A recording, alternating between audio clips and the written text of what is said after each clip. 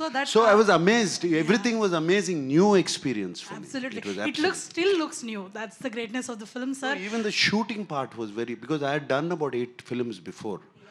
This was a new experience for me. Varma గారు, Thank you. Nageswararao గారు మీతో ఫస్ట్ అంటే ఇప్పుడు సినిమా రిలీజ్ అయింది, హిట్ అయింది, అందరూ అప్రిషియేట్ చేస్తున్నారు. అప్పుడు కూడా రిలీజ్ అయిన 2-3 రోజుల తర్వాత అప్రిషియేట్ చేసి ఉండొచ్చు. కానీ వర్మ గారితో నాగేశ్వరరావు గారు ఫస్ట్ ఇంటరాక్షన్లో ఈ సినిమా గురించి ఆయన ఏమన్నారు? అప్పుడు చాలా రిస్కీగా ఫీల్ అయిన ఈ ప్రాజెక్ట్ గురించి ఆయన ఏమన్నా చెప్పారా? తర్వాత ఏం చెప్పారు? నాకు ఆనెస్ట్గా నాగేశ్వర ఒక్కరే నాకు అసలు గుర్తులేదు అసలు ఆయన ఏమన్నారు. Absolutely it bend out of my memory. ఆయనకి నచ్చిందా అంటే అప్పుడు Nageswara Rao garu more or less he was leaving it to Venkat గారికి, సురేంద్రకి, నాగార్జునకి. So he was not really operatively so involve, at least నా పర్స్పెక్ట్లో.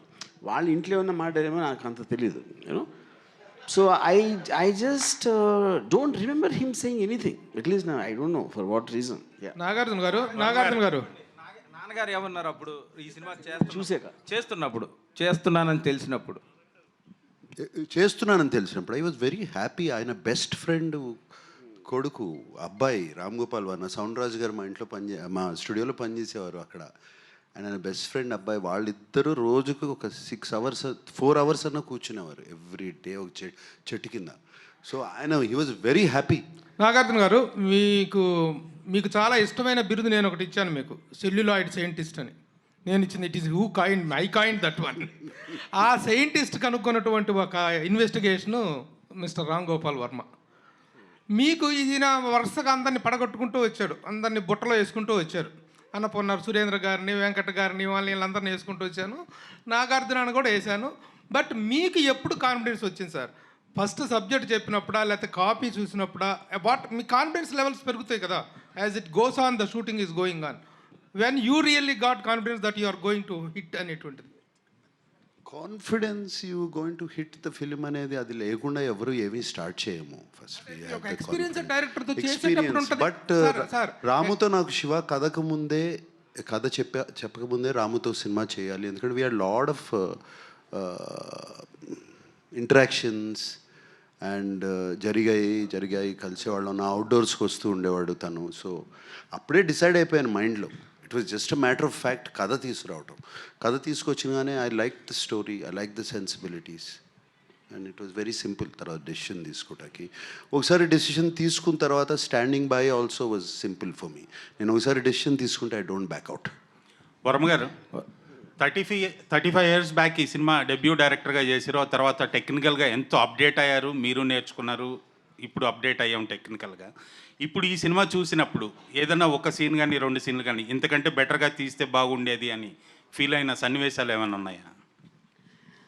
ఆనెస్ట్లీ నో అండి. అంటే కొన్ని మేబీ స్మాల్ థింగ్స్, అది కూడా it is a detail technical aspect చెప్పినా కూడా అర్థం కాదు. But I feel so I don't want to get in to that. But I feel what this subject matter requires and what are the characters I'm dealing with, I think it's perfect. అందరూ కొత్త వాళ్ళైనా వర్మ గారు అందరూ కొత్త వాళ్ళైనా ఒక్క నిమిషం. RGV గారు ఎప్పుడు రియాక్ట్ గారు నిన్న ఫస్ట్ టైం చిరంజీవి గారికి రిప్లై ఇస్తూ కొంచెం ఎమోషన్ కూడా అయినట్టున్నారు. వై చిరంజీవి గారి మీద ప్రేమ సడన్గా మారిందా? సరే, ఇక్కడ మనం శివ గురించి మాట్లాడదాం. మీరు సెపరేట్గా అంటే శివ గురించి మాట్లాడుతున్న ఆయనకి ఆ క్వశ్చన్స్ అడగకపోతే ఆయనకి నిద్ర పట్టదు. రాము సార్, నేను ఏం చెప్పాలనుకున్నా ట్విట్టర్లో చెప్పాను. రాము గారు హలో, ఇక్కడ హలో సార్, ఇందాక చేజింగ్ సీన్స్ గురించి మాట్లాడారు కదా. వన్ సీన్లో నాగార్జున గారు వెనకాల పడుతున్నప్పుడు ఐ థాట్ అసలు ఆయన దొరికేస్తారు, ఈజ్ సంథింగ్ విల్ హ్యాపెన్. అసలు I've seen the movie lot of times, ఇంటర్నెట్లో చూశాను, ఎప్పుడు చూసాను. It's my favourite movie. Realism పుట్టింది తెలుగులో శివ అని అనుకుంటాను నేను. అలా ఉన్నప్పుడు I thought something will happen to the baby or to him. కానీ వెళ్ళిపోయినప్పుడు ఐ థాట్ ఓకే, ఇలా బస్ ఎక్కి వెళ్ళిపోయినప్పుడు so that was his escape. Next immediate సీన్లో సుధాకర్ గారు వెనకాల పడతారు. అది ఎంత రియలిస్టిక్ ఉందంటే ఐ థాట్ ఆయనకి బస్ దొరికితే హీల్ బతికిపోతాడు కదా, మోటార్ వెహికల్ ఏదో దొరికితే బతికిపోతాడు కదా అని ఫీల్ అయ్యాను. Like I was really involve in to that scene. కాదు, అలాంటి ఒక పొదలు ఫారెస్ట్ లాంటి ఏరియాలో bus exactly but I was praying that దొరికితే బతికిపోతాడు కదా అని. సూపర్ అంటే అంత ఇన్వాల్వ్ చేసింది. బట్ యాక్చువల్గా most challenging is not about the running shorts.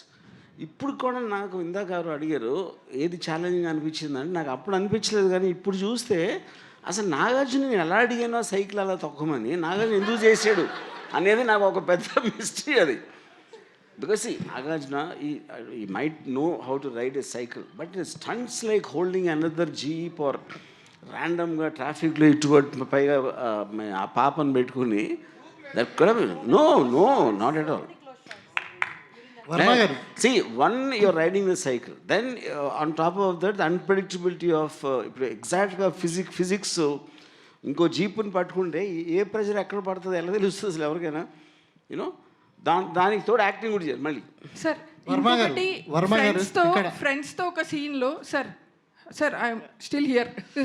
Okay friends introduction scene ఉంటుంది కదా, Sudhakar garu you'll name everyone in the movie, everyone who is in his batch. అది ఎక్కడ లేదు సార్. అంటే తర్వాత వచ్చిన తెలుగు సినిమాల్లో కూడా friends are always side characters or they are invisible. I loved it. అంటే it's very nice you mention this. నేను మొత్తం సినిమాలో నాకు విపరీతమైన కన్ఫ్యూజన్ నాకు టేకింగ్లో వచ్చింది ఆ సీనే మీరు చెప్పింది sir. I don't know how to do that and ఆస్ట్ Gopal Reddy cameraman అడిగాను, తర్వాత కెమెరా అసిస్టెంట్ శ్రీనివాస్ రెడ్డి అని, ఇంకోరు అసిస్టెంట్ డైరెక్టర్ అని. వాళ్ళందరూ ఎంత చెత్త ఐడియాలు చెప్పారంటే ఆ ఇన్స్పిరేషన్తో వచ్చింది ఇది. So the only thing I did is just to delay the entry. అందరికీ స్పెషల్గా చూపించాలంటే అందరూ అక్కడ కూర్చుని ఉంటే everybody will become one closure.